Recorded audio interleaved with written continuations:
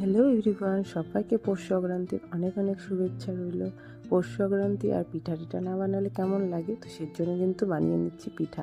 চলো, এটা কিন্তু আমি বানাচ্ছি হচ্ছে পাটিসাপটা। তো পাটিসাপটা আমার হাতে কিন্তু ঠিক মতন হয় না, তো আমি খুব টেনশনে অল্প করে গুলিয়ে নিয়েছি।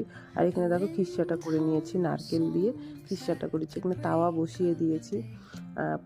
তো এই তাওয়াটাতে দেখো এখন আমি গোলাটা দিয়ে দিব। তা আমি কিন্তু ভাবতেও পারিনি যে মানে মানে হবে, এটা আমার আশা ছিলই না, কারণ পাটিসাপটাটা আমার হাতে সেইভাবে কিন্তু আমি বানাতে পারি না।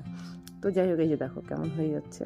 তারপর কিন্তু এইভাবে করে করে প্রত্যেকটা কিন্তু এইভাবে করে বানিয়ে নিচ্ছি। এই দেখো মাঝখানে কিন্তু খিরসাটা দিয়ে দিলাম, দিয়ে খুব আলতো হাতে উঠাচ্ছি। আমার তো ভীষণ ভয়, এই দেখো লেগে লেগে যাচ্ছে। এইভাবে উঠাতে হবে, আর কি করব, কারণ আমি তো আমার এত এক্সপিরিয়েন্স নাই এই পিঠাপুটিতে। তো যাই হোক, রান্না করতে গিয়ে রান্না করে নেব, কিন্তু পিঠা বানানো বহুত টাফ ব্যাপার আর খুব ধৈর্যের ব্যাপার। সেই জন্য আমি অল্প অল্প করে সব যেটুকুনি পেরেছি বানিয়েছি, বেশি করে পারিনি, অল্প করে বানিয়েছি। তো দেখো কেমন হয়েছে পাটিসাপটাটা। আমি তো খুব খুশি হয়ে গেলাম যে যাই হোক, ভাঙ্গা ভাঙ্গেও নেই কিছু না, তো উঠে গেল। তো এটাতে তো আমি ভীষণ খুশি, কারণ পাটিসাপটা বানাতে আমার মাথার ঘাম পায়ে পড়ে। তো আমি ওর জন্য সেই জন্য আমি বানাইও না। আর আমার হাজব্যান্ড খুব ভালোবাসে পাটিসাপটার পায়েসটা, তো সেই জন্যই কিন্তু আমার বানানো, শিখতেই হবে, কারণ হাজব্যান্ড ভালোবাসে। এই যে দেখো কেমন হয়েছে পাটিসাপটাগুলো, একটু দেখে তোমরা জানিও কেমন হয়েছে। তো যাক, ভালোই লাগছে, ভাঙ্গাচোরার থেকে তো ঠিক আছে। আর কয়েকটা বানিয়ে নিয়েছিলাম সাদা পিঠা। আর এইটা কি বলো তো, আমি কড়াইতেই করেছি, খোলা তো আজ পুরানো যাবে না, তো সেই জন্য খোলা পুরাইনি। তো এখানে হচ্ছে সাদা পিঠাগুলো কড়াইতেই ভেজেছি।